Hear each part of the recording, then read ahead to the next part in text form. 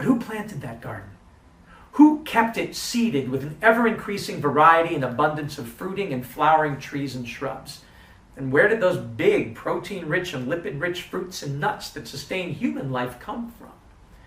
Why, from the hominids, creatures that are human-like, from us, from the long, long history of the anthropoideae, the primates, monkeys and apes and people, the naked apes, who've been feasting on the delicious fruits of these trees for millions of years, affecting what grew where through natural selection by selecting the most wonderful flavors and shapes and colors in an ever more joyous co-evolutionary dance.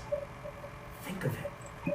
Just as we can see that the more trees there were and the wider the diversity of those trees, the better things were for everybody, we can also see that the more primates there were and the greater their diversity, the better things were.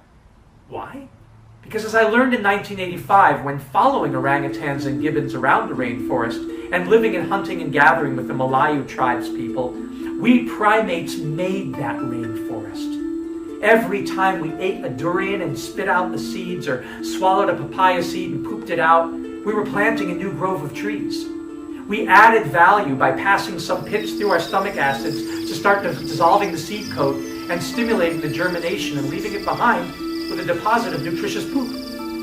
The big trees with the giant tasty fruit and the big seeds are there because we, humans and hominoids, apes and monkeys, afforested the world with them. Okay, it wasn't just us, not just the primates. Avocados didn't evolve with us. They evolved with the Megatherium, the giant sloths of the Americas who perished 12,000 years ago, quote, during the quaternary extinction event, which also claimed most other large mammals in the New World, end quote. Some scholars believe that they were wiped out by some members of the Native Americans who crossed that land bridge into the Americas 16,500 years ago. But it took them 4 millennia for them and the others to be pushed over the edge.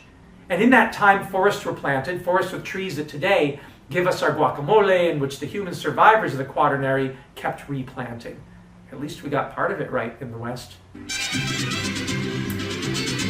And in the Eastern Hemisphere, where the biggest of our kind co-evolved and made our home, we've had a lot of time to get it right, to flourish.